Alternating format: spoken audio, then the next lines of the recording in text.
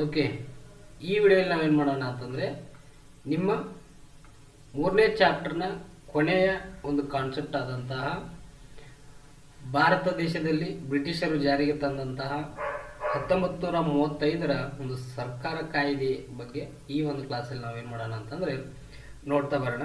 So ಈ ಹಿಂದಿನ ಕ್ಲಾಸಲ್ಲಿ ನಾವೇನು ಮಾಡಿದೆವು ಅಂತಂದರೆ 1919ರ ಮಾಂಟೆಗೋ ಚೇಮ್ಸ್ಫೋರ್ಡ್ ಸುಧಾರಣಾ ಕಾಯ್ದೆ ಅಥವಾ ಮಾಂಟೆಗೋ ಚೇಮ್ಸ್ಫೋರ್ಡ್ ಕಾಯ್ದೆಯನ್ನು ನಾವು ಈ ಹಿಂದಿನ ಕ್ಲಾಸಲ್ಲಿ ನೋಡ್ತಾ ಬಂದೆವು. ಓಕೆ, ಇವಾಗ ಅದರ ಮುಂದುವರಿದ ಭಾಗ ಅಂತಂದರೆ 1935ರ ಒಂದು ಭಾರತ ಸರ್ಕಾರ ಕಾಯ್ದೆಯನ್ನು ನೋಡ್ತಾ ಬರೋಣ. ಓಕೆ, ಸೊ ಅದಕ್ಕಿಂತ ಮೊದಲು 1935ರ ಒಂದು ಭಾರತ ಸರ್ಕಾರ ಕಾಯ್ದೆ ಜಾರಿಗೆ ಬರಲು ಪ್ರಮುಖ ಕಾರಣಗಳು ಏನೇನು ಆಗ್ತವೆ ಅಂತೇಳಿ ನೋಡೋದಾದರೆ, ಸೊ 1919ರ ಒಂದು ಮಾಂಟೆಗೋ ಚೇಮ್ಸ್ಫೋರ್ಡ್ ಒಂದು ಕಾಯ್ದೆ ಜಾರಿಗೆ ಬಂದಾದ್ಮೇಲೆ ಸೊ ಅದನ್ನು ಏನು ಮಾಡ್ತಾರೆ ಅಂದರೆ 1919ರಲ್ಲಿ ಅದನ್ನು ಜಾರಿಗೆಗೊಳಿಸ್ತಾರೆ. ಸೊ ಈ ಥರ ಜಾರಿಗೆಗೊಳಿಸಿದಂಥ ಈ ಕಾಯ್ದೆ ಏನೆಲ್ಲ ಬದಲಾವಣೆ ತಂದಿದೆ, ಏನೆಲ್ಲ ಸುಧಾರಣೆಗಳನ್ನು ತಂದಿದೆ, ಏನೆಲ್ಲ ಬ್ರಿಟಿಷರ ಆಡಳಿತದಲ್ಲಿ ಉತ್ತಮವಾಗಿದೆ ಅಂಥೇಳಿ ಅದ್ರ ಬಗ್ಗೆ ತಿಳ್ಕೊಳ್ಳೋಕೆ ಏನು ಮಾಡ್ತಾರೆ ಅಂತಂದರೆ 1924ರೊಳಗೆ ಒಂದು ಅಲೆಕ್ಸಾಂಡರ್ ಹುದ್ದಿಮಾನ್ ಆಯೋಗವನ್ನು ರಚನೆ ಮಾಡಿ ಏನು ಮಾಡ್ತಾರೆ ಅಂತಂದರೆ, ಸೊ ಇಲ್ಲಿ ಈ ಒಂದು ಆಯೋಗದ ಮೂಲಕ 1919ರ ಕಾಯ್ದೆಯ ಪ್ರಗತಿಯನ್ನು, ಒಂದು ಸುಧಾರಣೆಯನ್ನು ಏನೆಲ್ಲ ಮಾಡಿದೆ ಅಂತೇಳಿ ತಿಳ್ಕೊಳ್ಳೋಕ್ಕೋಸ್ಕರ ಈ ಒಂದು ಆಯೋಗವನ್ನು ರಚನೆ ಮಾಡ್ತಾರೆ. ಸೊ ಈ ಆಯೋಗವನ್ನು ಭಾರತೀಯರು ಏನು ಮಾಡ್ತಾರೆ ಅಂದರೆ ಒಪ್ಕೋತಾರೆ. ಯಾಕೆ ಅಂತಂದರೆ, ಸೊ ಈ ಆಯೋಗದಲ್ಲಿ ಭಾರತ ದೇಶದಲ್ಲಿ ಏನೆಲ್ಲ ಬದಲಾವಣೆ ತಂದಿದೆ ಅಂತೇಳಿ ತಿಳ್ಕೊಳ್ಳೋಕ್ಕೋಸ್ಕರ ಏನು ಮಾಡ್ತಾರೆ ಅಂತಂದರೆ, ಇಲ್ಲಿ ಈ ಆಯೋಗದಲ್ಲಿ ಇಬ್ಬರು ಏನಿರ್ತಾರೆ ಅಂತಂದರೆ ಭಾರತೀಯರು ಇರ್ತಾರೆ. ಸೊ ಯಾರಪ್ಪ ಅಂತಂದರೆ ಒಬ್ಬರು ತೇಜ್ ಬಹದ್ದೂರ್ ಸುಪ್ರನ್ ಅವನು, ಆಮೇಲೆ ಮೊಹಮ್ಮದ್ ಅಲಿ ಜಿನ್ನಾ ಅನ್ನೋರು ಏನು ಮಾಡ್ತಾರೆ ಅಂತಂದರೆ ಈ ಅಲೆಕ್ಸಾಂಡರ್ ಹುದ್ದಿಮಾನ್ ಆಯೋಗದಲ್ಲಿ ಇರ್ತಾರೆ. ಓಕೆ, ಇದನ್ನು ಭಾರತೀಯರು ಏನು ಮಾಡ್ತಾರೆ ಅಂತಂದರೆ ಒಪ್ಕೋತಾರೆ. ಈ ಮೂಲಕ ಏನು ಮಾಡ್ತಾರೆ ಅಂತಂದರೆ ಅಲೆಕ್ಸಾಂಡರ್ ಹುದ್ದಿಮಾನ್ ಆಯೋಗ ಒಂದು ವರದಿಯನ್ನು ಸಲ್ಲಿಸುತ್ತೆ. ಸೊ 1919ರ ಕಾಯ್ದೆಯಲ್ಲಿ ಆದಂಥ ಪ್ರಗತಿಗಳನ್ನು ಏನು ಮಾಡುತ್ತೆ ಅಂತಂದರೆ ಇದೊಂದು ಆಯೋಗ ಸಲ್ಲಿಸುತ್ತೆ ಬ್ರಿಟಿಷ್ ಸರ್ಕಾರಕ್ಕೆ. ಓಕೆ, ಈ ಒಂದು ವರದಿಯ ಪ್ರಕಾರ ಏನು ಮಾಡ್ತಾರೆ ಅಂತಂದರೆ, ಸೊ ಒಂದಿಷ್ಟು ಬದಲಾವಣೆ ತರೋಣ ಅಂಥೇಳಿ ಬ್ರಿಟಿಷರು ಸ್ವಇಚ್ಛೆಯಿಂದ ಏನು ಮಾಡ್ತಾರೆ ಅಂತಂದರೆ ಒಂದು ಆಯೋಗವನ್ನು ಭಾರತ ದೇಶಕ್ಕೆ ಕಳಿಸ್ತಾರೆ. ಓಕೆ, ಏನೆಲ್ಲ ಒಂದು ಬದಲಾವಣೆ ತರೋಣ ಅಂತೇಳಿ ಅಂತಂದರೆ, ಭಾರತ ದೇಶವನ್ನು ನಾವೇನು ಮಾಡಿದೀವಿ ಅಂತಂದರೆ ಕೇಂದ್ರದಲ್ಲಿ ಫೆಡರಲ್ ಅಸೆಂಬ್ಲಿ ಅಂತೇಳಿ ಮಾಡಿಕೊಂಡು ಕೇಂದ್ರದೊಳಗೆ ಆಡಳಿತ ವಿಭಜನೆಯನ್ನು ಮಾಡಿದರು. ಆಮೇಲೆ ಪ್ರಾಂತ್ಯದಲ್ಲಿ ಆಡಳಿತ ವಿಭಜನೆಯನ್ನು ಮಾಡಿ ಆಡಳಿತ ಮಾಡಿದರು. ಸೊ ಇದನ್ನು ಬದಲಾವಣೆ ಮಾಡಿ ನಾವೇನು ಮಾಡೋಣ ಅಂತಂದರೆ ಅಖಿಲ ಭಾರತ ಒಕ್ಕೂಟವನ್ನು ಸ್ಥಾಪನೆ ಮಾಡಿ ಒಂದೇ ಒಂದು ನಿಟ್ಟಿನ ಅಡಿಯಲ್ಲಿ ಭಾರತ ದೇಶದಲ್ಲಿ ಆಡಳಿತ ಮಾಡೋಣ ಎಂಬ ಉದ್ದೇಶದಿಂದಾಗಿ ಅಖಿಲ ಭಾರತ ಒಕ್ಕೂಟ ಸ್ಥಾಪನೆ ಮಾಡೋಣ, ಪ್ರಾಂತ್ಯದಲ್ಲಿ ಇರುವಂತಹ ದ್ವಿ ಸರ್ಕಾರ ಪದ್ಧತಿಯನ್ನು ರದ್ದತಿ ಮಾಡೋಣ ಅಂಥೇಳಿ ಏನು ಮಾಡ್ತಾರೆ ಅಂತಂದರೆ 1927ರೊಳಗೆ ಸೈಮನ್ ಆಯೋಗವನ್ನು ಭಾರತ ದೇಶಕ್ಕೆ ಕಳಿಸ್ತಾರೆ. ಓಕೆ, ಈ ಆಯೋಗವನ್ನು ಭಾರತೀಯರು ಒಪ್ಕೋದಿಲ್ಲ. ಯಾಕೆ ಅಂತಂದರೆ ಈ ಆಯೋಗದೊಳಗೆ ಯಾರು ಒಬ್ಬರೂ ಕೂಡ ಭಾರತೀಯರು ಇರೋದಿಲ್ಲ, ಕೇವಲ ಬ್ರಿಟಿಷರು ಮಾತ್ರ ಈ ಒಂದು ಆಯೋಗದಲ್ಲಿ ಇರ್ತಾರೆ. ಓಕೆ, ಸೊ ಹಾಗಾಗಿನೇ ಏನು ಮಾಡ್ತಾರೆ ಅಂತಂದರೆ ಭಾರತ ದೇಶದಲ್ಲಿ ಈ ಸೈಮನ್ ಆಯೋಗವನ್ನು ಏನು ಮಾಡೋದಿಲ್ಲ, ಭಾರತೀಯರು ಸ್ವೀಕಾರ ಮಾಡೋದಿಲ್ಲ. ಬದಲಾಗಿ ಸೈಮನ್ ಗೋ ಬ್ಯಾಕ್ ಎಂಬ ಒಂದು ಘೋಷಣೆಯನ್ನು ಕೂಗುವುದರ ಮೂಲಕ ಈ ಒಂದು ಆಯೋಗವನ್ನು ಭಾರತೀಯರು ಏನು ಮಾಡ್ತಾರೆ ಅಂತಂದರೆ ತಿರಸ್ಕಾರ ಮಾಡ್ತಾರೆ. ಓಕೆ, ಸೊ ಸೈಮನ್ ಆಯೋಗ ಬಂದಾದ್ಮೇಲೆ ಭಾರತೀಯರು ಏನು ಮಾಡ್ತಾರೆ ಅಂತಂದರೆ ಭಾರತ ದೇಶದಲ್ಲಿ ಏನೆಲ್ಲ ಬದಲಾವಣೆ ಆಗಬೇಕು ಅಂತೇಳಿ ಅದು ನಮಗೆ ಗೊತ್ತಿರುತ್ತೆ. ಸೊ ನಾವೇನು ಕಷ್ಟಪಡ್ತಿದ್ದೀವಲ್ಲ ಅದು ನಮಗೆ ಗೊತ್ತಿರುತ್ತೆ. ಸೊ ಹಾಗಾಗಿ ಏನು ಭಾರತೀಯರು ಎಲ್ಲರೂ ಸೇರಿಬಿಟ್ಟು ಏನು ಮಾಡ್ತಾರೆ ಅಂತಂದರೆ ನಮಗೆ ಏನು ಬೇಕು, ಯಾವೆಲ್ಲ ಕಾನೂನುಗಳು ಬೇಕು ಅದನ್ನು ನಾವೇ ರಚನೆ ಮಾಡ್ಕೊಳ್ಳೋಣ ಅಂಥೇಳಿ ಏನು ಮಾಡ್ತಾರೆ ಅಂದರೆ ಮೋತಿಲಾಲ್ ನೆಹರು ಅವರ ಅಧ್ಯಕ್ಷತೆಯೊಳಗೆ 1928ರೊಳಗೆ ಭಾರತ ದೇಶಕ್ಕೆ ಭಾರತೀಯರೇ ಸೇರಿ ಏನು ಮಾಡ್ತಾರೆ ಅಂತಂದರೆ ಒಂದು ಸಂವಿಧಾನವನ್ನು ರಚನೆ ಮಾಡ್ತಾರೆ. ಸೊ ನಾವೆಲ್ಲ ಅಂದ್ಕೊಂಡಿವಿ 1949 ಹೌದಾ, 1949 ನವೆಂಬರ್ 26ಕ್ಕೆ ನಮ್ಮ ದೇಶದ ಸಂವಿಧಾನ ಒಂದು ರಚನೆ ಆಯಿತು ಅಂತೇಳಿ ನಾವೇನೆಲ್ಲ ಅಂದ್ಕೊಂಡಿವಿ. ಸೊ 1928ರೊಳಗನೆ ನಮ್ಮ ದೇಶಕ್ಕೆ ಒಂದು ಸಂವಿಧಾನ ರಚನೆ ಆಗಿರುತ್ತೆ. ಓಕೆ, ಆ ಸಂವಿಧಾನ ರಚನೆ ಸಭೆಯನ್ನೇ ಅಧ್ಯಕ್ಷತೆಯನ್ನು ಮೋತಿಲಾಲ್ ನೆಹರು ಅವರು ವಹಿಸ್ಕೊಂಡಿರ್ತಾರೆ. ಓಕೆ, ಸೊ ಈ ಸೈಮನ್ ಆಯೋಗವನ್ನು ನೀವು ಬ್ಯಾಡ್ರಿ, ನಮಗೆ ಬೇಕಾದಂಥ ಬದಲಾವಣೆ ನಾವು ತಗೊಂಡು ಬಂದ ಒಂದು ಸಂವಿಧಾನವನ್ನು ರಚನೆ ಮಾಡ್ಕೊಂಡಿವಿ ಅಂತೇಳಿ ಈ ವಿಷಯ ಬ್ರಿಟಿಷರಿಗೆ ಗೊತ್ತಾಗುತ್ತೆ. ಸೊ ಹಾಗಾಗಿ ಬ್ರಿಟಿಷರು ಏನಾಗ್ತಾರೆ ಅಂತಂದರೆ ಗಾಬರಿ ಆಗಿಬಿಡ್ತಾರೆ ಅವರು. ಯಾಕೆ ಅಂತಂದರೆ ಭಾರತೀಯರಿಗೆ ನಾವು ಸ್ವತಂತ್ರನೇ ಕೊಟ್ಟಿಲ್ಲ, ಇವರು ಹೇಗೆ ಅವರಿಗೆ ಬೇಕಾದಂಥ ಕಾನೂನುಗಳನ್ನು ರಚನೆ ಮಾಡ್ಕೋತಾರೆ. ಇವರು ಸ್ವತಂತ್ರರೇ ಅಲ್ಲ, ನಮ್ಮ ಅಧೀನದಲ್ಲಿರುವಂಥವರು ಭಾರತೀಯರು. ನಾವು ಸ್ವತಂತ್ರ ಕೊಡದೇನೆ ಇವರು ಅವರಿಗೆ ಬೇಕಾದಂತಹ ಕಾನೂನುಗಳನ್ನು ಮಾಡುವ ಅಧಿಕಾರ ಇಲ್ಲ ಅಂತ ಹೇಳಿಬಿಟ್ಟು ಈ 1928ರಲ್ಲಿ ರಚನೆ ಆದಂಥ ಒಂದು ಸಂವಿಧಾನವನ್ನು ಬ್ರಿಟಿಷರು ಏನು ಮಾಡ್ತಾರೆ ಅಂತಂದರೆ ತಿರಸ್ಕಾರ ಮಾಡ್ತಾರೆ. ಓಕೆ, ತಿರಸ್ಕಾರ ಮಾಡಿಬಿಟ್ಟು ಮತ್ತೆ ಭಾರತೀಯರನ್ನ ಏನು ಮಾಡ್ತಾರೆ ಗೊತ್ತೇ, ಇವ್ರು ನೈಸ್ ಮಾಡ್ತಾರೆ. ಹೆಂಗೆ ಅಂತಂದರೆ ನಿಮ್ಮ ಸಮಸ್ಯೆಗಳು ಏನಿದಾವೆ ಅಂತ ಹೇಳ್ರಿ, ನಮಗೆ ನಾವು ಬಗೆಹರಿಸ್ತೀವಿ. ಸೊ ಅದು ಬಿಟ್ಟು ನೀವು ನಿಮಗೆ ಬೇಕಾದಂಥ ಕಾನೂನುಗಳನ್ನು ಮಾಡ್ಕೊಳ್ಳೋ ಹಾಗಿಲ್ಲ, ಅದಕ್ಕೆ ನಿಮಗೆ ಅಧಿಕಾರ ನಾವು ಕೊಡೋದಿಲ್ಲ. ಯಾಕಂದರೆ ನೀವು ಇನ್ನೂ ಸ್ವತಂತ್ರರೇ ಅಲ್ಲ, ನಮ್ಮ ಅಧೀನದಲ್ಲಿರುವಂಥವ್ರು. ಸೊ ಹಾಗಾಗಿ ನಿಮ್ಮ ಸಮಸ್ಯೆಗಳು ಏನಿದ್ರೆ ಹೇಳ್ರಿ, ನಾವು ಅದನ್ನು ಬಗೆಹರಿಸ್ತೀವಿ ಅಂತ ಹೇಳಿ ಏನು ಮಾಡ್ತಾರೆ ಅಂತಂದರೆ ಭಾರತೀಯರನ್ನು ಬ್ರಿಟಿಷರು ಒಂದೊಂದು ಚಾಕ್ಲೇಟ್ ಕೊಟ್ಟು ನೈಸ್ ಮಾಡ್ತಾರೆ. ಹಾಗಾಗಿನ ಇದನ್ನು ಬ್ರಿಟಿಷರು ಒಪ್ಪೋದಿಲ್ಲ. ಆದರೂ ಕೂಡ ಇದನ್ನು ಭಾರತೀಯರು ಒಪ್ಪೋದಿಲ್ಲ. ಬ್ರಿಟಿಷರು ಏನು ಮಾಡ್ತಾರೆ ಅಂತಂದರೆ ಒಂದೊಂದು ಚಾಕ್ಲೇಟ್ ಕೊಟ್ಟು ನೈಸ್ ಮಾಡ್ತಾರೆ ಭಾರತೀಯರನ್ನು. ಸೊ ಹಾಗಾಗಿನ ಭಾರತೀಯರು ಒಪ್ಪಲಿಲ್ಲ ಅಂದರೂ ಕೂಡ ಏನು ಮಾಡ್ತಾರೆ, ಅನಿವಾರ್ಯ ಕಾರ್ಯದಿಂದ ಬ್ರಿಟಿಷರಿಗೆ ಅವಕಾಶವನ್ನು ಕೊಡ್ತಾರೆ. ಸೊ ಈ ಮೂಲಕ ನಿಮ್ಮ ಸಮಸ್ಯೆಗಳನ್ನು ಹೇಳ್ಕೊಳ್ಳೋ ಸಲುವಾಗಿ ಏನು ಮಾಡೋಣ ಅಂತಂದರೆ ನಾವು ಇಂಗ್ಲೆಂಡ್ನಲ್ಲಿ 3 ದುಂಡು ಮೇಜಿನ ಸಮ್ಮೇಳನಗಳನ್ನು ಮಾಡೋಣ. ಆ ಮೂಲಕ ಏನು ಮಾಡಿರಿ ಅಂತಂದರೆ ದುಂಡು ಮೇಜಿನ ಸಮ್ಮೇಳನಗಳನ್ನು ಮಾಡೋಣ. ಆ ಮೂಲಕ ನೀವು ನಿಮ್ಮ ಸಮಸ್ಯೆಗಳನ್ನು ಹೇಳ್ರಿ, ನಾವು ಬಗೆಹರಿಸ್ತೀವಿ ಅಂಥೇಳಿ ಈ ದುಂಡು ಮೇಜಿನ ಸಮ್ಮೇಳನಕ್ಕೆ ಒಂದು ಆದ್ಯತೆಯನ್ನು ಬ್ರಿಟಿಷರು ಕೊಡ್ತಾರೆ. ಓಕೆ, ಆ ಮೂಲಕನೇ ಏನಾಗುತ್ತೆ ಅಂತಂದರೆ 3 ದುಂಡು ಮೇಜಿನ ಸಮ್ಮೇಳನಗಳಾಗ್ತವೆ. ಅವು 3 ದುಂಡು ಮೇಜಿನ ಸಮ್ಮೇಳನಗಳು ಯಾವಾಗ ಆಗ್ತಾವೆ ಅಂದರೆ, ಒಂದನೇದು 1931 ನವೆಂಬರ್ 19ರಿಂದ ಪ್ರಾರಂಭವಾಗಿ 31ಕ್ಕೆ ಜನವರಿ 19ಕ್ಕೆ ಮುಗಿಯುತ್ತೆ. ಓಕೆ, ನೀವು ಇದನ್ನು ನೆನ್ಪಿಟ್ಕೊಳ್ಳೋಕೆ ಈಸಿಯಾಗಿ 1930ಕ್ಕೆ ಒಂದನೇದು, 31ಕ್ಕೆ ಎರಡನೇದು, 32ಕ್ಕೆ ಮೂರನೇದು, ಈ ಥರ 3 ದುಂಡು ಮೇಜಿನ ಸಮ್ಮೇಳನಗಳಾಗ್ತವೆ. ಓಕೆ, ಇದರಲ್ಲಿ ಏನಾಗುತ್ತೆ ಅಂತಂದರೆ ಆ ಸಮಯದಲ್ಲಿ ಭಾರತೀಯ ಕಾಂಗ್ರೆಸ್ ಪಾರ್ಟಿ ಏನಿರುತ್ತೆ ಅಂತಂದರೆ ತುಂಬ ಹೆಸರು ಮಾಡಿರುತ್ತೆ ಆವಾಗ. ಓಕೆ, ಈ ಭಾರತೀಯ ಕಾಂಗ್ರೆಸ್ ಪಾರ್ಟಿಯಲ್ಲಿ ಆವಾಗ ಗಾಂಧೀಜಿ ಇರ್ತಾರೆ, ಜವಾಹರ್ಲಾಲ್ ನೆಹರು ಅವರು ಇರ್ತಾರೆ, ಇನ್ನೂ ಅನೇಕ ಪ್ರಸಿದ್ಧವಾದಂಥ ನಾಯಕರು ಈ ಒಂದು ಪಾರ್ಟಿ ಒಳಗೆ ಇರ್ತಾರೆ. ಸೊ ಹಾಗಾಗಿನ ಈ ಪಾರ್ಟಿ ಏನು ಮಾಡುತ್ತೆ ಅಂತಂದರೆ, ಸೊ ನಾನು ಇಲ್ಲಿ ಇನ್ನೂ ನಿಮ್ಗೆ ಹೇಳೋದು ಮರೆತೇನೆ. ನಾನು ಏನಪ್ಪ ಅಂತಂದರೆ ಈ 1928ರಲ್ಲಿ ರಚನೆ ಆದಂತಹ ಒಂದು ಸಂವಿಧಾನವನ್ನು ಏನು ಮಾಡ್ತಾರೆ ಅಂತಂದರೆ ಭಾರತೀಯರು ಅಂಗೀಕಾರ ಮಾಡಿಕೊಂಡು 1929ರಲ್ಲಿ ಏನಾಗಿರುತ್ತೆ ಅಂತಂದರೆ ಒಂದು ಸಭೆ ನಡೆಯುತ್ತೆ, ಕಾಂಗ್ರೆಸ್ ಸಭೆ 1929ರಲ್ಲಿ. ಓಕೆ, ಈ ಸಭೆಯಲ್ಲಿ ಏನು ಮಾಡ್ತಾರೆ ಅಂತಂದರೆ ಭಾರತೀಯರು 1930ಕ್ಕೆ ಪೂರ್ಣ ಸ್ವರಾಜ್ಯ ಘೋಷಣೆಯನ್ನು ಏನು ಮಾಡ್ತಾರೆ ಅಂತಂದರೆ ಘೋಷಿಸ್ತಾರೆ. ಯಾಕಂದರೆ ನಾವು ಇಲ್ಲಿ ಸಂವಿಧಾನವನ್ನು ರಚನೆ ಮಾಡ್ಕೊಂಡಿವಿ, ನಮಗೆ ನಾವೇ ಸ್ವತಂತ್ರರು, ನಮಗೇನು ಬೇಕು ಅದನ್ನು ನಾವು ಏನು ಮಾಡ್ತೀವಿ ಅಂತಂದರೆ ಕಾನೂನು ಮೂಲಕ ಜಾರಿಗೆ ತಗೊಂಡು ಬಂದು ನಮ್ಮನ್ನು ನಾವು ಆಡಳಿತ ಮಾಡ್ಕೋತೀವಿ ಅಂತ ಹೇಳಿ 1930ರಲ್ಲಿ ಏನು ಮಾಡ್ತಾರೆ ಅಂತಂದರೆ ಪೂರ್ಣ ಸ್ವರಾಜ್ಯ ಘೋಷಣೆಯನ್ನು ಮಾಡ್ತಾರೆ. ಓಕೆ, ಈ ಘೋಷಣೆಯಿಂದಾಗಿನೇ ಬ್ರಿಟಿಷರಿಗೆ ದಿಗಿಲು ಹೊಡೆದು ಬಿಡುತ್ತೆ. ಇವ್ರು ಏನು ಮಾಡಿದರು ಅಂತಂದ್ರೆ ಇಷ್ಟು ದಿನ ಹೇಳ್ದಂಗೆ ಮಾತು ಕೇಳ್ತಿದ್ರು, ಇವಾಗೇನು ಎಷ್ಟಕ್ಕಿಷ್ಟಕ್ಕೆ ನಾವು ಸ್ವತಂತ್ರರು, ನಾವು ಪೂರ್ವ ಸ್ವರಾಜ್ಯ ಘೋಷಣೆಯನ್ನು ಮಾಡ್ಕೊಂಡಿವಿ ಅಂತೇಳಿ ಹಿಂಗೆಲ್ಲ ಹೇಳ್ತಿದಾರಲ್ಲ ಅಂತೇಳಿ ಏನು ಮಾಡ್ತಾರೆ ಅಂದರೆ ಬ್ರಿಟಿಷರಿಗೆ ದಿಗಿಲು ಹೊಡೆದು ಬಿಡುತ್ತೆ. ಓಕೆ, ನಿಮಗೆ ನೆನಪಿರಲಿ, ಪೂರ್ಣ ಸ್ವರಾಜ್ಯ ಘೋಷಣೆ ಆಗಿದ್ದು 1930 ಜನವರಿ 26. ಈ ಜನವರಿ 26ನ್ನೇ ನಾವೇನು ಮಾಡ್ತೀವಿ, ಇವಾಗ ಭಾರತದ ಸಂವಿಧಾನ ರಚನೆ ಆಗಿದ್ದು 1949 ನವೆಂಬರ್ 26ಕ್ಕೆ ಭಾರತದ ಸಂವಿಧಾನ ರಚನೆ ಆಗಿದ್ರೂ ಕೂಡ ನಾವೇನು ಮಾಡಿದೀವಿ ಅಂತಂದರೆ 1950 ಜನವರಿ 26ಕ್ಕೆ ನಮ್ಮ ಸಂವಿಧಾನವನ್ನು ಜಾರಿಗೆ ತೆಗೆದುಕೊಂಡು ಬರ್ತೀವಿ. ಕಾರಣ 1930ರಲ್ಲಿ ಪೂರ್ಣ ಸ್ವರಾಜ್ಯ ಘೋಷಣೆ ಮಾಡಿರ್ತಾರೆ. ಸೊ ಜನವರಿ 26ರ ಈ ಒಂದು ದಿನದ ನೆನಪಿಗೋಸ್ಕರನೇ 1950 ಜನವರಿ 26ಕ್ಕೆ ನಾವೇನು ಮಾಡ್ತೀವಿ ಅಂತಂದರೆ ನಮ್ಮ ಸಂವಿಧಾನವನ್ನು ಜಾರಿಗೆ ಮಾಡ್ತೀವಿ. ಓಕೆ, ಈ ಥರ ಪೂರ್ಣ ಸ್ವರಾಜ್ಯ ಘೋಷಣೆ ಮಾಡಿದ್ದು ಬ್ರಿಟಿಷರಿಗೆ ಒಂದು ಭಯವನ್ನು ಮೂಡಿಸುತ್ತೆ. ಬ್ರಿಟಿಷರು ಏನು ಮಾಡ್ತಾರೆ ಅಂತಂದರೆ, ಭಾರತೀಯರು ನಿಮಗೆ ಏನಾದರೂ ಸಮಸ್ಯೆ ಇದ್ದರೆ ಹೇಳ್ರಿ, ನಾವು ಬಗೆಹರಿಸ್ತೀವಿ ಅಂಥೇಳಿ ನಿಮಗೆ ಅವಕಾಶ ಮಾಡಿಕೊಡ್ತೀವಿ.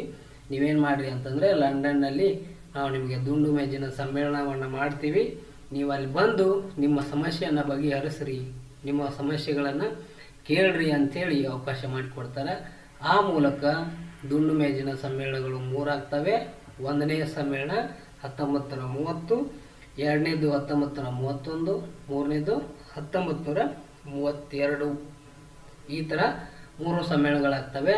ಈ ಸಂದರ್ಭದೊಳಗೆ ಅಂದರೆ ಈ ಒಂದು ಸಂದರ್ಭದೊಳಗೆ ಭಾರತೀಯ ರಾಷ್ಟ್ರೀಯ ಪಕ್ಷ ಕಾಂಗ್ರೆಸ್ ಪಾರ್ಟಿ ಏನಿದೆ ಅಂತಂದರೆ, ಇದು ಏನಾಗಿರುತ್ತೆ ಅಂದರೆ ತುಂಬ ಪ್ರಬಲವಾಗಿರುತ್ತೆ. ಇದಕ್ಕೆ ದುಂಡು ಮೇಜಿನ ಸಮ್ಮೇಳನಕ್ಕೆ ನಾವು ಬರೋದಿಲ್ಲ ಅಂಥೇಳಿ ಏನು ಮಾಡ್ತಾರೆ ಅಂತಂದರೆ, ಅವರು ನಾವು ಬರೋದಿಲ್ಲ ಅಂದರೆ ಬರೋದಿಲ್ಲ. ಹೌದಾ? ಯಾಕೆ ಅಂತಂದರೆ, ನಾವು ನಮ್ಮ ಸಮಸ್ಯೆಗಳನ್ನು ನಾವು ಬಗೆಹರಿಸ್ತೀವಿ, ನಿಮ್ಮ ಅದರ ಅವಶ್ಯಕತೆ ಇಲ್ಲ ಅಂಥೇಳಿ ಏನು ಮಾಡ್ತಾರೆ ಅಂತಂದರೆ, ಭಾರತೀಯ ರಾಷ್ಟ್ರೀಯ ಕಾಂಗ್ರೆಸ್ ಪಕ್ಷ ಏನು ಮಾಡೋಂಗಿಲ್ಲ ಅಂದರೆ 1ನೇ ದುಂಡು ಮೇಜಿನ ಸಮ್ಮೇಳನಕ್ಕೆ ಹೋಗೋದಿಲ್ಲ. ಬದಲಾಗಿ ಇತರೆ ಇರುವಂಥ ಭಾರತೀಯರು ಏನು ಮಾಡ್ತಾರೆ ಅಂದರೆ ಇದಕ್ಕೆ ಭಾಗವಹಿಸ್ತಾರೆ. ಪ್ರಮುಖವಾಗಿ ಅಂತಂದರೆ ಡಾಕ್ಟರ್ BR ಅಂಬೇಡ್ಕರ್ ಅವರು ಈ ಒಂದು ಸಮ್ಮೇಳನಕ್ಕೆ ಹೋಗಿ ಏನು ಮಾಡ್ತಾರೆ ಅಂತಂದರೆ, ಭಾರತದ ಇರುವಂಥ ಪ್ರಜೆಗಳ ಸಮಸ್ಯೆಗಳ ಬಗ್ಗೆ ಭಾಗವಹಿಸ್ತಾರೆ. ತುಂಬ ಜನರು ಕೂಡ ಭಾಗವಹಿಸ್ತಾರೆ. ಹೌದಾ? ಸೊ ಆಗಿದ್ಮೇಲೆ ಇಲ್ಲಿ ಏನು ಮಾಡ್ತಾರೆ ಅಂದರೆ, 1ನೇ ದುಂಡು ಮೇಜಿನ ಸಮ್ಮೇಳನಕ್ಕೆ ಗಾಂಧೀಜಿ ಬರೋದಿಲ್ಲಲ್ಲ, ಹಾಗಾಗಿ ಏನು ಮಾಡ್ತಾರೆ ಅಂತಂದರೆ, ಈ ಸಮ್ಮೇಳನದ ಒಂದು ಮುಖ್ಯಸ್ಥತೆಯನ್ನು ವಹಿಸ್ಕೊಂಡಿರುವಂತಹ ಇರ್ವಿನ್ ಅವರು ಏನು ಮಾಡ್ತಾರೆ ಅಂತಂದರೆ, ಗಾಂಧೀಜಿ ಹತ್ರ ಬರ್ತಾರೆ. ಗಾಂಧೀಜಿ ಹತ್ರ ಬಂದ್ಬಿಟ್ಟು, ಏನಾಯ್ತು ನಿನಗೆ, ಯಾಕೆ ಬರ್ತಿಲ್ಲ ನೀನು, ನಿನ್ನ ಸಮಸ್ಯೆಗಳನ್ನು ನಾವು ಬಗೆಹರಿಸ್ತೀವಿ, ಬನ್ರಿ ನೀವು ಅಂಥೇಳಿ ಈ ಇರ್ವಿನ್ ಹೋಗಿ ಗಾಂಧೀಜಿ ಹತ್ರ ಏನು ಮಾಡ್ತಾನೆ ಅಂತಂದರೆ, ಹೋಗಿ ಮಾತಾಡಿ ನೈಸ್ ಮಾಡಿ ಗಾಂಧೀಜಿನ ಏನು ಮಾಡ್ತಾರೆ ಅಂತಂದರೆ, ಆಯ್ತು ನಾನು ಬರ್ತೀನಿ, ದುಂಡು ಮೇಜಿನ ಸಮ್ಮೇಳನಕ್ಕೆ ನಾನು ಬರ್ತೀನಿ ಅನ್ನೋ ಥರ ಮಾತಾಡಿ ಏನು ಮಾಡ್ತಾರೆ ಅಂತಂದರೆ, ಗಾಂಧೀಜಿಯನ್ನು ಇರ್ವಿನ್ ಒಪ್ಪಿಸ್ತಾನೆ. ಓಕೆ, ಈ ಒಂದು ಒಪ್ಪಿಸೋದಕ್ಕೆ ಏನಾಗುತ್ತೆ ಅಂತಂದರೆ, 1931 ಗಾಂಧೀಜಿ ನಡುವೆ ಮತ್ತು ಇರ್ವಿನ್ನರ ನಡುವೆ ಒಂದು ಒಪ್ಪಂದ ಆಗುತ್ತೆ. ಆ ಒಪ್ಪಂದವೇ 1931 ಗಾಂಧಿ ಇರ್ವಿನ್ ಒಪ್ಪಂದ ಅಂತೇಳಿ ಆಗುತ್ತೆ. ಸೊ ಈ ಒಪ್ಪಂದ ಆದ ನಂತರದಲ್ಲೇ ರಾಷ್ಟ್ರೀಯ ಕಾಂಗ್ರೆಸ್ ಪಕ್ಷ ಏನಾಗುತ್ತೆ ಅಂತಂದರೆ, 2ನೇ ದುಂಡು ಮೇಜಿನ ಸಮ್ಮೇಳನಕ್ಕೆ ಭಾಗವಹಿಸುತ್ತೆ. ಓಕೆ, ಹಾಗಿದ್ಮೇಲೆ 2ನೇ ದುಂಡು ಮೇಜಿನ ಸಮ್ಮೇಳನದಲ್ಲಿ ಏನಾಗುತ್ತೆ, ಗಾಂಧೀಜಿ ಭಾಗವಹಿಸ್ತಾರಲ್ಲ, ಭಾಗವಹಿಸಿದಾದ್ಮೇಲೆ ಈ ದುಂಡು ಮೇಜಿನ ಸಮ್ಮೇಳನದಲ್ಲಿ ಡಾಕ್ಟರ್ BR ಅಂಬೇಡ್ಕರ್ ಅವರು ದಲಿತರಿಗೆ ಪ್ರತ್ಯೇಕವಾದಂಥ ಮತಗಟ್ಟೆಗಳನ್ನು ಕೊಡ್ರಿ, ದಲಿತರಿಗೆ ಪ್ರತ್ಯೇಕವಾದಂಥ ಸ್ಥಾನಮಾನವನ್ನು ಕೊಡ್ರಿ, ದಲಿತರಿಗೆ ಪ್ರತ್ಯೇಕವಾದಂಥ ಅವಕಾಶಗಳನ್ನು ಕೊಡ್ರಿ, ಆಮೇಲೆ ಅವ್ರಿಗೆ ಮೀಸಲಾತಿಯನ್ನು ಇಡ್ರಿ ಅಂಥೇಳಿ ಅಂಬೇಡ್ಕರ್ ಅವರು ದಲಿತರ ಪರವಾಗಿ ಈ ಒಂದು ಸಮ್ಮೇಳನದೊಳಗೆ ಮಾತಾಡ್ತಾರೆ. ಓಕೆ, ಸೊ ಈ ಸಮ್ಮೇಳನಕ್ಕೆ ಜಸ್ಟ್ ಬಂದಂಥ ಗಾಂಧೀಜಿ ಏನು ಮಾಡ್ತಾನೆ ಅಂತಂದರೆ, ವಾಪಸ್ ಎದ್ದು ಹೋಗ್ಬಿಡ್ತಾನೆ ಹೊರಗಡೆ. ಗಾಂಧೀಜಿ ಅವರು ಎದ್ದು ವಾಪಸ್ ಹೋಗ್ಬಿಡ್ತಾರೆ.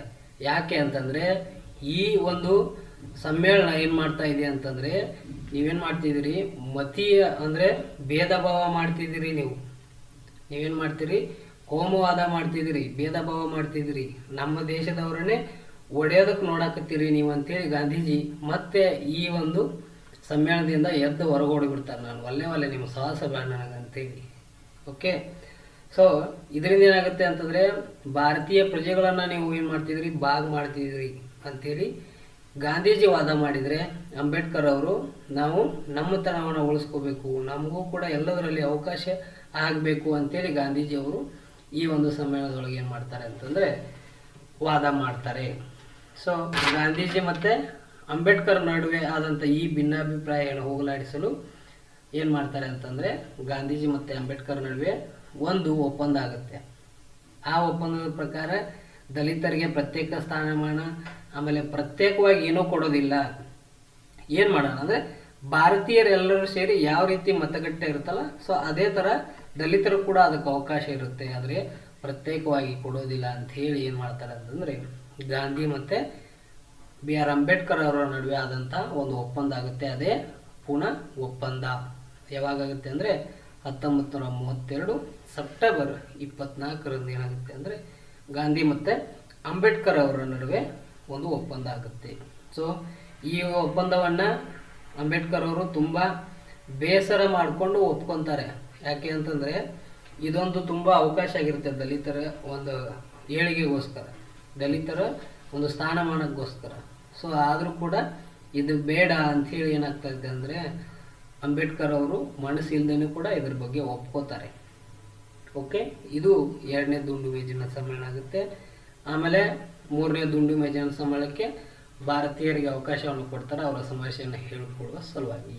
ಓಕೆ, ಇನ್ನು ತುಂಬ ಸರಿ ಕ್ವಶನ್ ಆಗಿದ್ದಂಥದ್ದು ಏನಪ್ಪ ಅಂದರೆ 3 ದುಂಡು ಮೇಜಿನ ಸಮ್ಮೇಳನದಲ್ಲಿ ಭಾಗವಹಿಸಿದವರು ಯಾರು ಅಂತೇಳಿ ಒಂದಿಷ್ಟು ಗಾಂಧೀಜಿ, ಅಂಬೇಡ್ಕರ್, ಆಮೇಲೆ ಇದೇ ಥರ ದೊಡ್ಡ ದೊಡ್ಡ ನಾಯಕರ ಹೆಸರುಗಳನ್ನು ಕೊಟ್ಟಾದ್ಮೇಲೆ 3 ದುಂಡು ಮೇಜಿನ ಸಮ್ಮೇಳನದಲ್ಲಿ ಡಾಕ್ಟರ್ ಬಿ ಆರ್ ಅಂಬೇಡ್ಕರ್ ಅವರು ಭಾಗವಹಿಸಿರ್ತಾರೆ.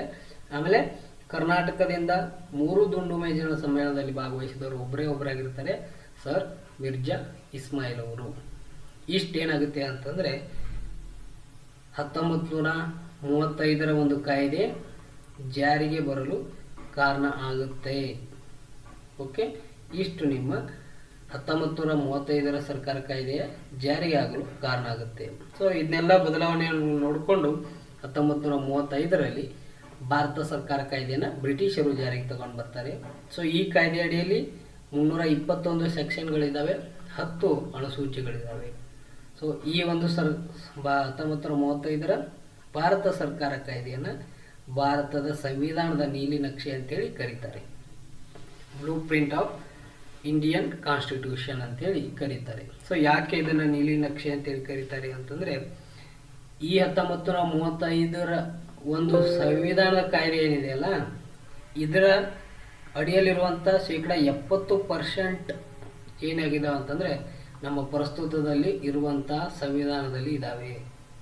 ಓಕೆ, 70% ಹೇಗಿದೆ, ಅದರಲ್ಲಿ ಸ್ವಲ್ಪ ಬದಲಾವಣೆ ಮಾಡಿಕೊಂಡು ಅದನ್ನು ನಾವೇನು ಮಾಡ್ಕೊಂಡಿವಿ ಅಂತಂದರೆ ಅಪ್ಲೈಡ್ ಮಾಡ್ಕೊಂಡಿದ್ದೀವಿ ಅಂಥೇಳಿ ಹೇಳ್ಬೋದು. ಸೊ ಹಾಗಾಗಿನೇ ಇದನ್ನು ಭಾರತ ಸಂವಿಧಾನದ ನೀಲಿ ನಕ್ಷೆ ಅಂತೇಳಿ ಕರೀತಾರೆ. ಸೊ ಹಾಗಾಗಿದ್ಮೇಲೆ ಯಾವೆಲ್ಲ ಅಂಶಗಳು ಇದ್ದಾವೆ ಅಂಥೇಳಿ ನೋಡೋದಾದರೆ, ಫಸ್ಟ್ನೇಗೆ ಕೇಂದ್ರ ಸರ್ಕಾರಕ್ಕೆ ಸಂಬಂಧಪಟ್ಟಂತೆ ಯಾವೆಲ್ಲ ಒಂದು ಅಂಶಗಳಿದ್ದಾವೆ ಅಂತಂದರೆ, ಸೊ ಕೇಂದ್ರ ಸರ್ಕಾರ ಅಂತಂದರೆ ವೈಸರಾಯರ ಒಂದು ಮುಖ್ಯಸ್ಥತೆಯಲ್ಲಿ ಏನು ಮಾಡ್ತಾ ಇರ್ತಾರೆ ಅಂತಂದರೆ ಈ ಕೇಂದ್ರ ಸರ್ಕಾರವನ್ನು ನಡೆಸ್ತಾ ಇರ್ತಾರೆ.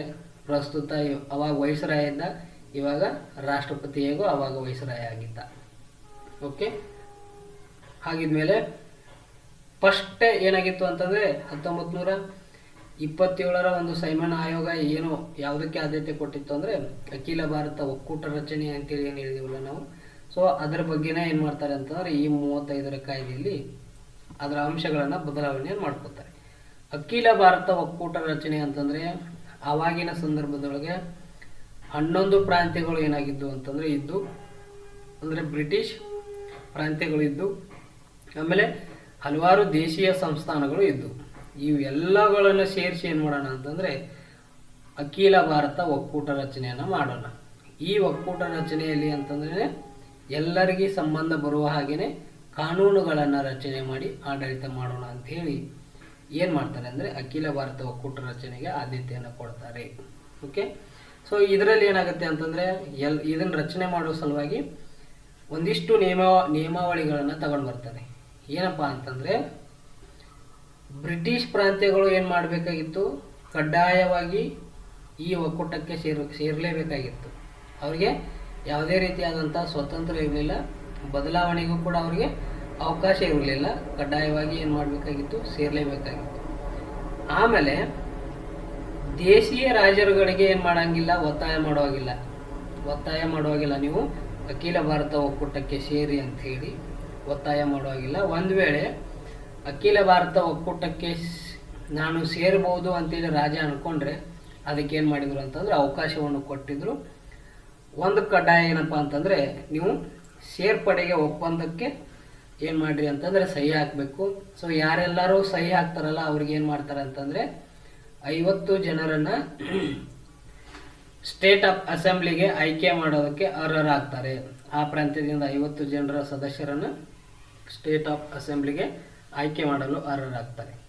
ಓಕೆ, ಇದೆಲ್ಲ ನಿಮ್ಗೆ ಕನ್ಫ್ಯೂಸ್ ಆದರೆ ಒಂದೇ ಮಾಡ್ಕೊಳ್ಳಿ. 11 ಪ್ರಾಂತ್ಯಗಳು ಮತ್ತು ದೇಶೀಯ ಸಂಸ್ಥಾನಗಳನ್ನು ಸೇರಿಸಿ ಅಖಿಲ ಭಾರತ ಒಕ್ಕೂಟ ರಚನೆ ಮಾಡಿ ಇಡೀ ಒಕ್ಕೂಟಕ್ಕೆ ಆಡಳಿತ ಮಾಡುವ ಸಲುವಾಗಿ ನಿಯಮಗಳನ್ನು ರಚಿಸುವ ಸಲುವಾಗಿ ಏನು ಮಾಡ್ತಾರೆ ಅಂದರೆ ಈ ಒಕ್ಕೂಟವನ್ನು ರಚನೆ ಮಾಡ್ತಾರೆ ಅಂತೇಳಿ ನೀವು ನೆನಪಲ್ಲಿ ಇಟ್ಕೊಳ್ಳಿ ಸಾಕು. ಆಮೇಲೆ 3 ಪಟ್ಟಿಗಳು. ಸೊ ಈ 1919 ಒಂದು ಕಾಯ್ದೆಯಲ್ಲಿ ಏನಾಗಿತ್ತು ಅಂತಂದರೆ ಕೇಂದ್ರ ಪಟ್ಟಿ ಇತ್ತು, ಆಮೇಲೆ ರಾಜ್ಯ ಪಟ್ಟಿ ಇತ್ತು. ಹೌದಾ? ಕೇಂದ್ರ ಪಟ್ಟಿ ಇವಾಗ 1935 ಒಂದು ಕಾಯ್ದೆಯಲ್ಲಿ ಏನು ಮಾಡ್ತಾರೆ ಅಂತಂದರೆ ಅದನ್ನು ಬದಲಾವಣೆ ಮಾಡಿ ಏನು ಮಾಡ್ತಾರೆ ಅಂತಂದರೆ 3 ಪಟ್ಟಿಗಳನ್ನಾಗಿ ಮಾಡ್ತಾರೆ. ಅವುಗಳಲ್ಲಿ ಅಂತಂದರೆ ಕೇಂದ್ರ ಪಟ್ಟಿ 89 ವಿಷಯಗಳನ್ನು ಒಳಗೊಂಡಿತ್ತು, ರಾಜ್ಯ ಪಟ್ಟಿ 54 ವಿಷಯಗಳನ್ನು ಒಳಗೊಂಡಿತ್ತು, ಆಮೇಲೆ ಸಮವರ್ತಿ ಪಟ್ಟಿ ಅಂತೀವಿ. ಸಮವರ್ತಿ ಪಟ್ಟಿ ಅಂತಂದರೆ ಕೇಂದ್ರ ಪಟ್ಟಿ ಮತ್ತು ರಾಜ್ಯ ಪಟ್ಟಿ ಇವೆರಡೂ ಸೇರಿ ಏನು ಮಾಡಬೇಕಾಗಿತ್ತು ಅಂತಂದರೆ ಅವುಗಳ ಮೇಲೆ ನಿಯಮಗಳನ್ನು ರೂಪಿಸಬೇಕಾಗಿತ್ತು. ಸೊ ಅಂಥ ಒಂದು ಪಟ್ಟಿಯನ್ನು ಸಮವರ್ತಿ ಪಟ್ಟಿ ಅಂತೇಳಿ ಕರಿತಾ ಬರ್ತಾರೆ. ಒಂದು ವೇಳೆ ಯಾವುದೇ ಒಂದು ವಿಷಯಕ್ಕೆ ಕೇಂದ್ರ ಪಟ್ಟಿ ಮತ್ತು ರಾಜ್ಯ ಪಟ್ಟಿಯ ನಡುವೆ ವಿವಾದ ಉಂಟಾದರೆ ಕೇಂದ್ರ ಸರ್ಕಾರ ತೆಗೆದುಕೊಂಡಂತಹ ನಿರ್ಧಾರವೇ ಅಂತಿಮ ನಿರ್ಧಾರವಾಗುತ್ತಾ ಇತ್ತು. ರಾಜ್ಯ ಸರ್ಕಾರ ತೆಗೆದುಕೊಂಡ ನಿರ್ಧಾರ ತಿರಸ್ಕಾರ ಮಾಡಬೇಕಾಗಿತ್ತು. ಪ್ರಸ್ತುತದಲ್ಲಿ ಕೂಡ ಈಗ ಹಾಗೆ ಇದೆ. ಆವಾಗ 89 ವಿಷಯಗಳು ಕೇಂದ್ರ ಪಟ್ಟಿಯಲ್ಲಿದ್ದು ಇವಾಗ 98 ವಿಷಯಗಳು ಏನಾಗಿದ್ದಾವೆ ಅಂತಂದರೆ ಕೇಂದ್ರ ಪಟ್ಟಿಯಲ್ಲಿದ್ದಾವೆ. ರಾಜ್ಯ ಪಟ್ಟಿಯಲ್ಲಿ 54 ಆಗಿದ್ದು ಇವಾಗ 66 ಇದ್ದಾವೆ. ಸಮವರ್ತಿ ಪಟ್ಟಿಯಲ್ಲಿ 52 ವಿಷಯಗಳು ಏನಾಗಿದ್ದಾವೆ ಅಂತಂದರೆ ಇವೆಲ್ಲವೂ ಪ್ರಸ್ತುತದಲ್ಲಿರುವಂಥವು, ಪ್ರಸ್ತುತದ ಭಾರತದ ಸಂವಿಧಾನದಲ್ಲಿ ಇರುವಂಥವು. ಹೌದಾ? ಆಮೇಲೆ ಫೆಡರಲ್ ಶಾಸಕಾಂಗ, ಕೇಂದ್ರ ಸರ್ಕಾರವನ್ನು ಯಾವ ರೀತಿ ರಚನೆ ಮಾಡಿದ್ರು ಅಂತೇಳಿ ನೋಡೋದಾದರೆ ಆಡಳಿತವನ್ನು ವಿಭಾಗ ಮಾಡ್ತಾರೆ. ಒಂದು ಕೌನ್ಸಿಲ್ ಆಫ್ ಸ್ಟೇಟ್ ಅಂತೇಳಿ ಮಾಡ್ತಾರೆ, ಕೌನ್ಸಿಲ್ ಆಫ್ ಸ್ಟೇಟ್ ಅಂತೇಳಿ ಮಾಡ್ತಾರೆ. ಹೌದಾ? ಇದನ್ನು ಮೇಲ್ಮನೆ ಅಂತೇಳಿ ಕರೀತಾರೆ. ಪ್ರಸ್ತುತದ ಮೇಲ್ಮನೆ ರಾಜ್ಯಸಭಾ. ಹೌದಾ? ಆವಾಗ ಕೌನ್ಸಿಲ್ ಆಫ್ ಸ್ಟೇಟ್ ಅಂತೇಳಿ ಕರಿತಾ ಇದ್ರು. ಒಟ್ಟು ಈ ಕೌನ್ಸಿಲ್ ಆಫ್ ಸ್ಟೇಟ್ಗೆ 260 ಸದಸ್ಯರು ಇರ್ತಾ ಇದ್ರು. ಪ್ರಸ್ತುತ 250 ಮ್ಯಾಕ್ಸಿಮಮ್ ಸದಸ್ಯರು ಏನು ಮಾಡ್ತಾರೆ ಅಂತಂದರೆ ರಾಜ್ಯಸಭೆಗೆ ಆಯ್ಕೆಯನ್ನು ಮಾಡ್ತಾರೆ. ಹೌದಾ? ಇನ್ನು ಫೆಡರಲ್ ಅಸೆಂಬ್ಲಿ ಅಂತಂದರೆ ಕೆಳಮನೆ, ಪ್ರಸ್ತುತದ ಕೆಳಮನೆ ಲೋಕಸಭೆ ಅಂತೇಳಿ ಏನು ನಾವು ಕರಿತೀವಲ್ಲ ಅವಾಗ ಫೆಡರಲ್ ಅಸೆಂಬ್ಲಿ ಅಂತೇಳಿ ಕರಿತಾ ಇದ್ರು. ಹೌದಾ? ಈ ಫೆಡರಲ್ ಅಸೆಂಬ್ಲಿಗೆ 350 ಸದಸ್ಯರನ್ನು ಏನು ಮಾಡ್ತಾ ಇದ್ರು ಅಂತಂದರೆ ಆಯ್ಕೆ ಮಾಡ್ತಾ ಇದ್ರು. ಪ್ರಸ್ತುತ 552 ಮ್ಯಾಕ್ಸಿಮಮ್ ಅಂದರೆ ಗರಿಷ್ಠ ಲೋಕಸಭೆಯ ಸದಸ್ಯರ ಸಂಖ್ಯೆ 552 ಇದೆ. ಆದರೆ ಪ್ರಸ್ತುತ 545 ಸದಸ್ಯರು ಏನಾಗಿದ್ದಾರೆ ಅಂತಂದರೆ ಇದರಲ್ಲಿ ಆಯ್ಕೆಯಾಗಿದ್ದಾರೆ. ಇದು ಗರಿಷ್ಠ ರಾಜ್ಯಸಭೆಯ ಸದಸ್ಯರ ಸಂಖ್ಯೆ 250, ಪ್ರಸ್ತುತ 245 ಸದಸ್ಯರು ರಾಜ್ಯಸಭೆಯಲ್ಲಿ ಇದ್ದಾರೆ. ಓಕೆ, ರಾಜ್ಯಸಭೆಯ ಪ್ರಸ್ತುತ ಅಧಿಕಾರಾವಧಿ 6 ವರ್ಷ, ಲೋಕಸಭೆಯ ಪ್ರಸ್ತುತ ಅಧಿಕಾರಾವಧಿ 5 ವರ್ಷ. ಓಕೆ, ಇದೇ ಥರ ಅಂದರೆ ಇಲ್ಲಿ ಕೂಡ ಮೊದಲು ಕೇಂದ್ರ ಪಟ್ಟಿ, ರಾಜ್ಯ ಪಟ್ಟಿ, ಸಮವರ್ತಿ ಪಟ್ಟಿ ಇದ್ದು ಇವಾಗೂ ಕೂಡ ಅದೇ ಇದೆ. ಹೌದಾ? ಅದೇ ಹೆಂಗಿತ್ತು ಹಂಗೆಯನ್ನು ನಾವು ಅಪ್ಲೈ ಮಾಡ್ಕೊಂಡಿವಿ. ಇವಾಗ council of state, federal assembly ಅಂತೇಳಿ ಇತ್ತು. ಈಗ ರಾಜ್ಯಸಭೆ, ಲೋಕಸಭೆ ಅಂತೇಳಿ ಮಾಡಿ ನಾವು ಹೇಗಿದೆ ಅದನ್ನೇ ಥರ ಅಪ್ಲೈ ಮಾಡ್ಕೊಂಡಿವಿ. ಹೌದಾ? ಇನ್ನು ಈ ಕಾಯ್ದೆಗಳ ಅಡಿಯಲ್ಲಿ ಏನು ಮಾಡ್ತಾರೆ ಅಂತಂದರೆ ಫೆಡರಲ್ ಕೋರ್ಟನ್ನು ಸ್ಥಾಪನೆ ಮಾಡ್ತಾರೆ. ಫೆಡರಲ್ ಕೋರ್ಟ್ ಅಂದರೆ ಸುಪ್ರೀಂ ಕೋರ್ಟ್. ಹೌದಾ? ಈ ಸುಪ್ರೀಂ ಕೋರ್ಟ್ ಯಾಕೆ ಸ್ಥಾಪನೆ ಮಾಡ್ತಾರೆ ಅಂತಂದರೆ ಒಂದು ವೇಳೆ ಕೇಂದ್ರ ಮತ್ತು ರಾಜ್ಯಗಳ ನಡುವೆ ವಿವಾದಗಳು ಉಂಟಾದರೆ ಅವುಗಳನ್ನು ಬಗೆಹರಿಸುವ ಸಲುವಾಗಿ ಏನು ಮಾಡ್ತಾರೆ ಅಂತಂದರೆ ಫೆಡರಲ್ ಕೋರ್ಟನ್ನು ಸ್ಥಾಪನೆ ಮಾಡ್ತಾರೆ. ಯಾವಾಗ ಅಂತಂದರೆ 1937 ದೆಹಲಿಯಲ್ಲಿ ಏನು ಮಾಡ್ತಾರೆ ಅಂತಂದರೆ ಒಂದು ಸುಪ್ರೀಂ ಕೋರ್ಟನ್ನು ಸ್ಥಾಪನೆ ಮಾಡ್ತಾರೆ. ಈ ಸುಪ್ರೀಂ ಕೋರ್ಟ್ಗೆ ಒಬ್ಬ ಮುಖ್ಯ ನ್ಯಾಯಾಧೀಶ ಇರ್ತಾನೆ, 6 ಜನ ಉಪ ನ್ಯಾಯಾಧೀಶರು ಇರ್ತಾರೆ. ಸೊ ಆವಾಗ ಅಂತಂದರೆ 1937ರಲ್ಲಿ ಸುಪ್ರೀಂ ಕೋರ್ಟ್ನ ಮುಖ್ಯ ನ್ಯಾಯಾಧೀಶರಾಗಿ ಸರ್ ಮೌರಿಸ್ ಗ್ವೇಯರ್ ಅನ್ನೋರು ಏನು ಮಾಡ್ತಾರೆ ಅಂತಂದರೆ ಮುಖ್ಯ ನ್ಯಾಯಾಧೀಶರಾಗಿ ಆಯ್ಕೆ ಆಗ್ತಾರೆ. ಆಮೇಲೆ 1935ರ ಒಂದು ಭಾರತ ಸರ್ಕಾರ ಕಾಯ್ದೆ ಅಡಿಯಲ್ಲಿ RBIಯನ್ನು ಸ್ಥಾಪನೆ ಮಾಡ್ತಾರೆ 1935 ಏಪ್ರಿಲ್ 1ಕ್ಕೆ. ಆಮೇಲೆ ಫೆಡರಲ್ ರೈಲ್ವೆ ಬೋರ್ಡನ್ನು ಸ್ಥಾಪನೆ ಮಾಡ್ತಾರೆ.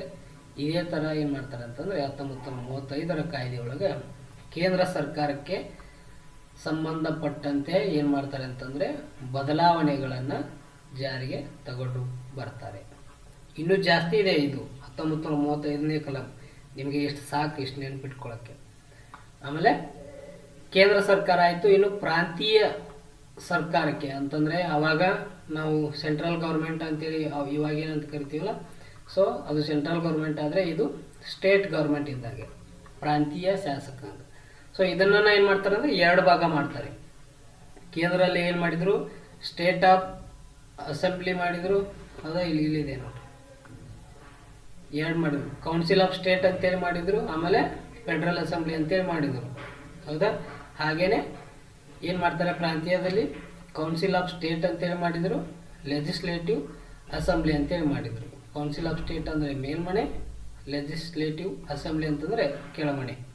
ಹೌದಾ, ಇವಾಗ ಪ್ರಸ್ತುತ ಇವಕ್ಕೆ ಏನಂತ ಕರಿತೀವಿ ನಾವು, ರಾಜ್ಯದ ಮೇಲ್ಮನೆ ಅಂತೇಳಿ ವಿಧಾನ ಪರಿಷತ್ತನ್ನು ಕರಿತೀವಿ, ರಾಜ್ಯದ ಕೆಳಮನೆ ಅಂತೇಳಿ ವಿಧಾನಸಭಾವನ್ನು ಕರಿತೀವಿ. ಹೌದಾ, ಈ ಕೌನ್ಸಿಲ್ ಆಫ್ ಸ್ಟೇಟ್ನಲ್ಲಿ ಎಲ್ಲ ಪ್ರಾಂತ್ಯಗಳಿಗೂ ಅವಕಾಶವನ್ನು ಕೊಟ್ಟಿರಲಿಲ್ಲ. ಕೇವಲ 6 ಪ್ರಾಂತ್ಯಗಳಿಗೆ ಏನು ಮಾಡಿದರು ಅಂತಂದರೆ ಕೌನ್ಸಿಲ್ ಆಫ್ ಸ್ಟೇಟನ್ನು ಸ್ಥಾಪನೆ ಮಾಡಿಕೊಂಡು ಶಾಸಕಾಂಗವನ್ನು ಸ್ಥಾಪನೆ ಮಾಡಿಕೊಂಡು ಆಡಳಿತ ಮಾಡಬೇಕಾಗಿತ್ತು ಆ ಸಂದರ್ಭದೊಳಗೆ. ಸೊ ಕೌನ್ಸಿಲ್ ಆಫ್ ಸ್ಟೇಟ್ನ ಅಧಿಕಾರ ಅವಧಿ 9 ವರ್ಷ ಆಗಿತ್ತು. ಇನ್ನು ಲೆಜಿಸ್ಲೇಟಿವ್ ಅಸೆಂಬ್ಲಿ ಅಂತಂದರೆ ಎಷ್ಟು ಪ್ರಾಂತ್ಯಗಳಿದ್ವಲ್ಲ ಅಷ್ಟು ಎಲ್ಲ ಪ್ರಾಂತ್ಯಗಳಲ್ಲಿ ಕೂಡ ಏನು ಮಾಡಿತ್ತು ಅಂತಂದರೆ ಈ ಲೆಜಿಸ್ಲೇಟಿವ್ ಅಸೆಂಬ್ಲಿಯನ್ನು ಸ್ಥಾಪನೆ ಮಾಡಲು ಅವಕಾಶವಿತ್ತು. ಇದರ ಅಧಿಕಾರಾವಧಿ 5 ವರ್ಷ. ಸೊ ಈಸಿ ಇದೆ ಇದು. ಕೌನ್ಸಿಲ್ ಆಫ್ ಸ್ಟೇಟ್ ಅಂತಂದರೆ ಪ್ರಸ್ತುತ ನಾವು ವಿಧಾನ ಪರಿಷತ್ ಅಂತ ಏನು ಕರಿತೀವಲ್ಲ, ವಿಧಾನ ಪರಿಷತ್ ಆಗಿತ್ತು. ಸೊ ಆವಾಗ ಇವಾಗ ಪ್ರಸ್ತುತದಲ್ಲಿ ಕೂಡ ಭಾರತ ದೇಶದ ಎಲ್ಲ ರಾಜ್ಯಗಳಲ್ಲಿ ವಿಧಾನ ಪರಿಷತ್ ಇಲ್ಲ. ಕೇವಲ 6 ರಾಜ್ಯದಲ್ಲಿ ಏನಾಗಿದೆ ಅಂತಂದರೆ ವಿಧಾನ ಪರಿಷತ್ ಇದೆ. ಹೌದಾ, ಆಮೇಲೆ ಎಲ್ಲ ರಾಜ್ಯಗಳಲ್ಲೂ ಕೂಡ ವಿಧಾನಸಭೆ ಇದೆ. ಸೊ ಪ್ರಸ್ತುತ 28 ಸ್ಟೇಟ್ನಲ್ಲಿ ವಿಧಾನಸಭೆ ಇದೆ, 8 ಕೇಂದ್ರಾಡಳಿತ ಪ್ರದೇಶದಲ್ಲೂ ಕೂಡ ವಿಧಾನಸಭೆ ಇದೆ. ಸೊ ಇದರ ಅಧಿಕಾರಾವಧಿ 6 ವರ್ಷ, ಇದರ ಅಧಿಕಾರಾವಧಿ 5 ವರ್ಷ ಈ ಥರ. ಸೊ ಹೇಗೆ ಅಂತಂದರೆ ಇವಾಗ ಪ್ರಸ್ತುತ ನಾವು ಏನು ಸೆಂಟ್ರಲ್ ಗೌರ್ಮೆಂಟಲ್ಲಿ ರಾಜ್ಯಸಭೆ ಆಮೇಲೆ ಲೋಕಸಭೆ ಅಂತೇಳಿ ಏನು ಮಾಡಿದ್ದೀವಲ್ಲ, ಇದು ಇನ್ನು ರಾಜ್ಯಗಳಿಗೆ ಸಂಬಂಧಪಟ್ಟಂತಂದರೆ ವಿಧಾನ ಪರಿಷತ್ ಆಮೇಲೆ ವಿಧಾನಸಭೆ. ಸೊ ಹಾಗೇನೇ ಇದೆ ಇದು. ಅವಾಗ ಇದನ್ನೇನಂತ ಕರಿತಾ ಇದ್ರು, ಇದನ್ನೇನಂತ ಕರಿತಾ ಇದ್ರು ಅಂತಂದ್ರೆ ಏನು ಡಿವೈಡ್ ಇದೆಯಲ್ಲ, ಸೊ ಅದೇ ಡಿವೈಡನ್ನು ಪ್ರಸ್ತುತದಲ್ಲಿ ಕೂಡ ಜಾರಿಗೆ ತೆಗೆದುಕೊಂಡು ಬಂದಿದೆ. ಸೊ ಅವಾಗೂ ಸುಪ್ರೀಂ ಕೋರ್ಟನ್ನು ಸ್ಥಾಪನೆ ಮಾಡಿದ್ರು, ಇವಾಗಲೂ ಸುಪ್ರೀಂ ಕೋರ್ಟ್ ಇದೆ. RBI ಸ್ಥಾಪನೆ ಮಾಡಿದರು, ಅದನ್ನು ಏನು ಮಾಡಿದರು ಅಂತಂದರೆ ಇವಾಗ ಕೂಡ RBI ಅನ್ನು ಮುಂದುವರಿಸ್ಕೊಂಡು ಬಂದಿದ್ದಾರೆ. ಸೊ ಎಲ್ಲ ಕಾರಣಗಳಿಂದಾಗಿ ಏನಾಗುತ್ತೆ ಅಂತಂದರೆ 1935ರ ಒಂದು ಭಾರತ ಸರ್ಕಾರ ಕಾಯ್ದೆಯನ್ನು ಪ್ರಸ್ತುತ ಭಾರತ ಸಂವಿಧಾನದ ನೀಲಿ ನಕ್ಷೆ ಅಂತೇಳಿ ಕರಿತಾ ಬರ್ತಾರೆ. ಓಕೆ, ಇಷ್ಟು ನಿಮ್ಮ 1935ರ ಭಾರತ ಸರ್ಕಾರ ಕಾಯ್ದೆ.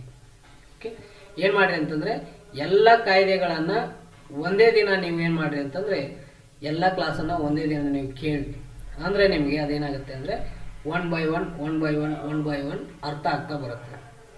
ನೀವು ಒಂದು ವೇಳೆ 1-2 ಕಾಯ್ದೆಗಳನ್ನು ಇವತ್ತು ನೋಡಿ ಇನ್ನೊಂದು 2-3 ದಿನ ಬಿಟ್ಟು ಇನ್ನೊಂದು 2 ಕಾಯ್ದೆಗಳನ್ನು ನೋಡಿದರೆ ಅದು ಅರ್ಥ ಆಗೋದಿಲ್ಲ. ಸೊ ನೀವೇನು ಮಾಡಿರಿ ಅಂತಂದರೆ ಎಲ್ಲ ಕಾಯ್ದೆಗಳನ್ನು 1773ರ ರೆಗ್ಯುಲೇಟಿಂಗ್ ಆ್ಯಕ್ಟಿಂದ 1935ರ ಎಲ್ಲ ಕಾಯ್ದೆಗಳನ್ನು ಒಂದೇ ದಿನ ನೀವು ನೋಡಿದರೆ 1 by 1 ನಿಮಗೆ ಈಸಿಯಾಗಿ ಅರ್ಥ ಆಗುತ್ತೆ. ಓಕೆ, ಇನ್ನು 4ನೇ ಅಧ್ಯಾಯವನ್ನು ಮುಂದಿನ ಕ್ಲಾಸಲ್ಲಿ ನೋಡ್ತಾ ಬರೋಣ.